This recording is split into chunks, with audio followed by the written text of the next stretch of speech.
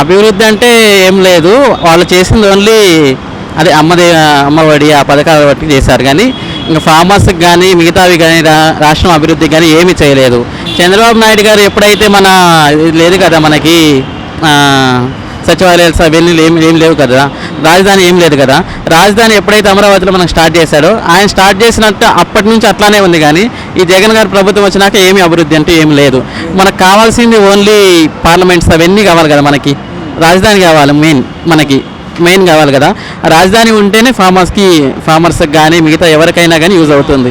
So ఆ జగన్ గారు only అటు సైడ్ వెళ్తున్నారు కానీ ఇటు సైడ్ ఏమి వెళ్ళలేదు. మొన్న చూసుకుంటే వైజాగ్లో రిషికొండ బీచ్ చూసాం కదా మనం. ఆ బీచ్ మొత్తం ఏదేదో చేసేసాడు. అది కాదు అభివృద్ధి అంటే. మనకు కావాల్సిన ఓన్లీ ఫార్మర్స్ కావాలి మెయిన్. చాలా నెగిటివ్ ఇంపాక్ట్ వచ్చేసింది దానిపైనే మొత్తం. అంటే ఇప్పుడు దేశంలో ఉన్న మన ఆర్థిక సమస్య కానీ మొత్తం ఇక్కడ మన రాష్ట్రంలో ఏమున్నా కానీ మొత్తం డిపెండ్ అయ్యి ఉండేది మొత్తం మీద మనకి బీచెస్కి కానీ వాటర్కి కదా. వాటర్ మెయిన్ ప్రాబ్లం మనకుంది. మన ఏపీ రాష్ట్రానికి ఉన్నది మెయిన్ ప్రాబ్లం వాటర్. ఆ వాటర్ ప్రాబ్లం సాల్వ్ అయితే ఆ వాటర్ ప్రాబ్లం కోసం చంద్రబాబు నాయుడు గారు పోలవరం ప్రాజెక్ట్ స్టార్ట్ చేశారు. అతను 2024 కల్లా ఫినిష్ చేస్తామని చెప్పారు జగన్మోహన్ రెడ్డి గారు. ఇప్పటి వరకు దాన్ని పట్టించుకోలేదు. ఈ ఛాన్స్ ఇద్దామని చంద్రబాబు నాయుడు గారికి నెక్స్ట్ ఈ 5 years ఛాన్స్ ఇస్తే మన రాష్ట్రాన్ని అభివృద్ధి పరుస్తారని మేము అనుకుంటున్నాము. ఎందుకంటే హైదరాబాద్ తెలుసు కదా మనకి, తెలంగాణ స్టేట్ని అభివృద్ధి పరిచింది చంద్రబాబు నాయుడు గారు.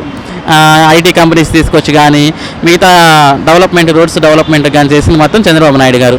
అట్లా మనకు కూడా చేస్తారని మేము మా అభిప్రాయం. ఆయన పక్కాగా చేస్తారని మేము అనుకుంటున్నాము. అయితే బాబు గారు అక్కడ సీఎంగా ఉన్నప్పుడు కూడా అక్కడి నుంచి ఎంతమంది, ఇప్పుడు జగన్ గారి ప్రభుత్వంలో ఉన్నప్పుడు కూడా చాలా మంది విద్యార్థులు నిరుద్యోగులు ఇక్కడికి వచ్చి హైదరాబాద్లో ఏదో ఒక అవకాశం కోసం అని చెప్పేసి కోచింగ్లో చుట్టూ తిరుగుతున్నటువంటి పరిస్థితి ఉంది.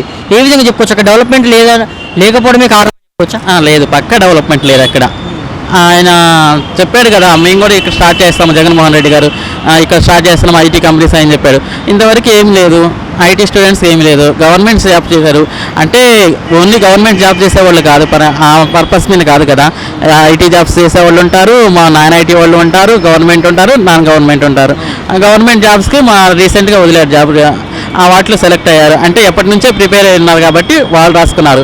ఇప్పుడు మాది ఐటీ ఫీల్డ్ కాబట్టి ఐటీ ఫీల్డ్ వాళ్ళకి నో జాబ్స్, అందుకని ఇక్కడికి వస్తున్నాము.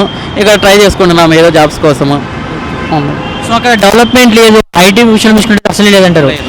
ముఖ్యంగా డెవలప్మెంట్ లేకపోవడం వల్లనే ఆంధ్ర నుంచి ఇక్కడ వలస వచ్చి ఆంధ్ర వాళ్ళు ఇక్కడ ఉన్నారని చెప్పుకోవచ్చు అంటారు. చెప్పుకోవచ్చు ఖచ్చితంగా 100%. మీరు అన్నట్టు ఇప్పుడు ఏమన్నారు, ఇప్పుడు రానున్నటువంటి ఎన్నికల్లో టీడీపీకి అధికారం వచ్చే అవకాశం ఉందంటున్నారు. ఇన్ కేసు టీడీపీ అధికారంలోకి వచ్చేసరికి ఇప్పటికే జనసేన టీడీపీ పొత్తుతో ఈ ఎన్నికల్లో పోటీ చేయబోతున్నాయి.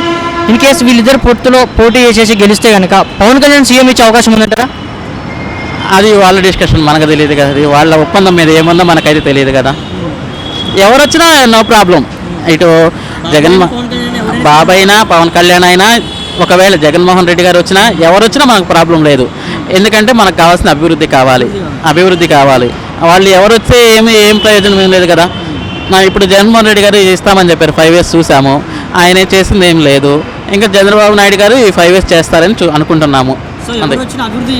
చాలు, అభివృద్ధి చేస్తే చాలు. ఓకే భయ్యా, మీ పాయింట్ ఆఫ్ వ్యూలో ఒక పొలిటికల్ లీడర్ అంటే ఎలాంటి క్వాలిటీస్ ఉన్నారనుకుంటారు? మీకు తెలిసిన బెస్ట్ పొలిటికల్ లీడర్ ఎవరు చెప్పుకోవచ్చు? మాకు తెలిసిన బెస్ట్ పొలిటికల్ కలరం బలరామకృష్ణ. ఆయన ఒక పొలిటికల్ క్వాలిటీస్ అంటే ఆయన మాకు లేనప్పుడు, అంటే నేను పుట్టకముందు మా ఫాదర్స్ మా గ్రాండ్ ఫాదర్స్ ఉన్నప్పుడు ఆ టైంలో మాకు ఇల్లు లేకపోతే ఇల్లు స్థలాలు ఇచ్చేసాడు, ఇల్లు కట్టించాడు. ఆయన సొంతంగా ఇల్లు కట్టించేశాడు. మా సైడ్, మాది అద్దంకి నియోజకవర్గం. ఆ నియోజకవర్గం మొత్తం డెవలప్ చేశాడు ఆయన బాగా ఫేమస్. మీకు తెలిసి డెవలప్మెంట్ అంటే ఏ విధంగా చెప్పుకోవచ్చు? డెవలప్మెంట్ అంటే ఇప్పుడు డెవలప్మెంట్ అంటే ఇప్పుడు డెవలప్మెంట్ ఉన్న ప్రదేశానికి వెళ్ళి డెవలప్ చేస్తామంటే అది కాదు డెవలప్మెంట్. ఏమీ లేని ప్రదేశానికి వెళ్ళి డెవలప్, ఇదిగో మేము ఫలానా చేస్తున్నాము, ఇల్లు లేని వాళ్ళకి ఇల్లు ఇవ్వటము, ఇల్లు స్థలాలు లేని వాళ్ళకి ఇల్లు స్థలాలు ఇవ్వటము, కొంచెం ఆర్థికంగా ఉన్న వాళ్ళని ఆదుకోవటము.